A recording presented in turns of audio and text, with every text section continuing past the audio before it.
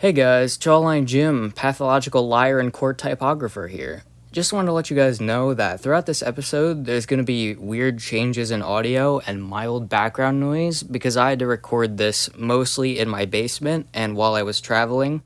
And that's all I wanted to say. So, thank you for your attention, and I hope you enjoy JimTWOW 3B. What's up, Gwonyaki? JimTWOW 3B is here, and it is queer. Sorry about the long absence again. It's just that happened in my life, and I felt like a bit of a break was in order again, so there wouldn't be 2 low-budget episodes in a row. But I'm back now, with an iPad that I bought specifically to make JimTWOW episodes. Not a joke. Wasting money. Yeah, you are all bamboozled. I was secretly an alternate account for dank pods. Did you buy it off HH Greg?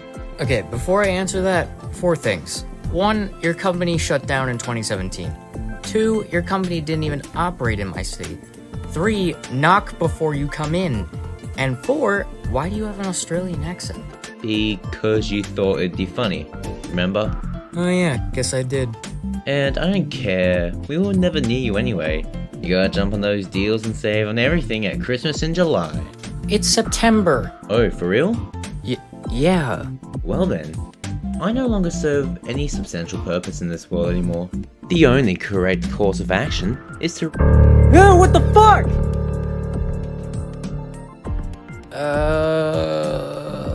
Well, I guess that conversation was one hell of a time waster. Nothing left to do now than get to the actual results. Oh, and the answer was no, by the way. But yeah, I guess it's results time now, yay. So in case you need a refresher, 16 of our lovely living contestants, and even XD, submitted 20 responses to the 3rd JimTWOW prompt, what's the best spot for a date with your partner and why? And after 3A came out and voting was set and done, 14 voters were able to cast 19 votes, making the average number of votes per response exactly 14. Now you might be wondering after I've said that, Jim, how did we get way less votes than last time, but have more voters? Well, that was largely due to the effort of 2 current JimTWOWers, Enthuse sharing it in Phoenix Wright Ace Attorney creator Ace Tooney's Discord server, and Reed's very own Committed Voters server, also on Discord, which is a server dedicated to giving people more miniTWOW voting screens to vote on, which included mine. I'd recommend checking out both the Committed Voters server and Ace Tooney if you're interested in those 2 things. Oh, and thanks for letting me host my voting there, by the way. Ace Tooney specifically are making this webcomic called Outcast that I'd recommend giving a read. It's pretty good. Alright, that's enough stalling, it's actual results time. This round's winner won with a score of 72.22%, a lot lower than last time, and the first time in JimTWOW that the winning score went down from round to round. But that doesn't really matter, of course, because they still won. So who got this totally average size score? Well, that JimTWOWer is... Wait, is that right? Jim, I think you screwed up who won the script. Are you sure? Let me see. No, that's right. Oh, seriously? Yep. Oh, well, alright then. I guess Koopa472 wins again with his response of casinos, rigging slot machines, propose to them with triple heart spins. Congratulations again, Koopa472, you're our 3rd round winner? God, that looks so weird. And so green. I guess now all you guys need is for Nerdy Gal to win round 4 to complete the pattern.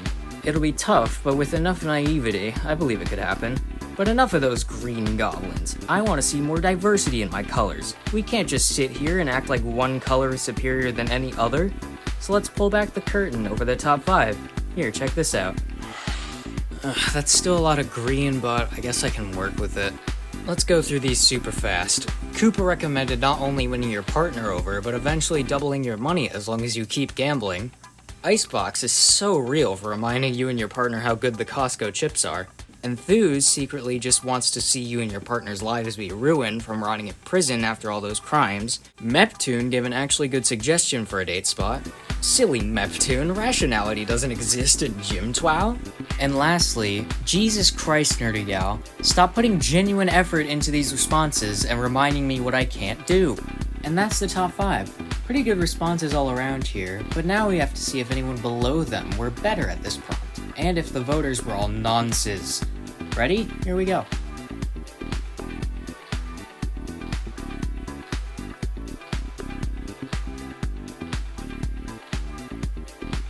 At this point, 10 contestants have been declared safe, but 6 have not, and there's only 3 safe spots left.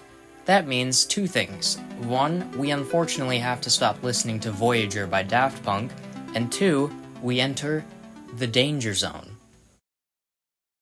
Welcome back to the Danger Zone, everyone. This time we'll be doing it a bit differently. 2 contestants will be put up on display and reviewed thoroughly by yours truly.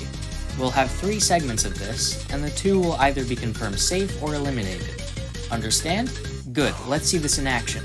First up is A Literal Tree and JimTWOW. A Literal Tree said, Court, hi babe, speeding, both jail, you'll be together forever. Which honestly, I thought was pretty good, I don't know why it's down here.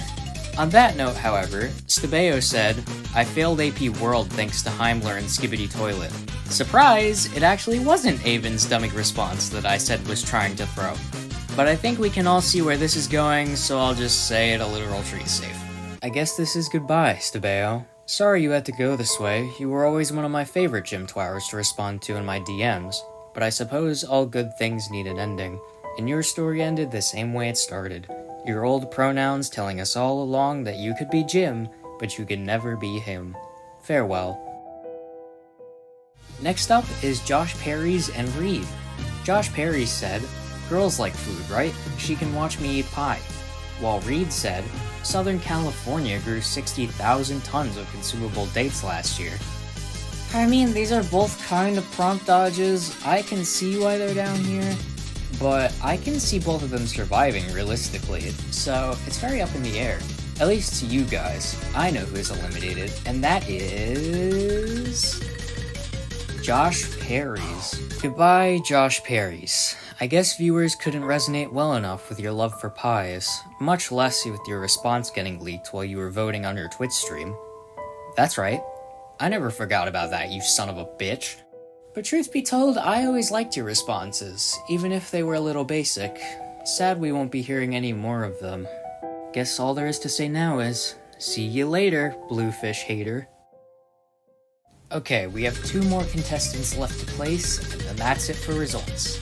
Liffy and Pretzel Dinosaur, better bring your A-game. Liffy said, escape room can be a fun, challenging, and exciting date.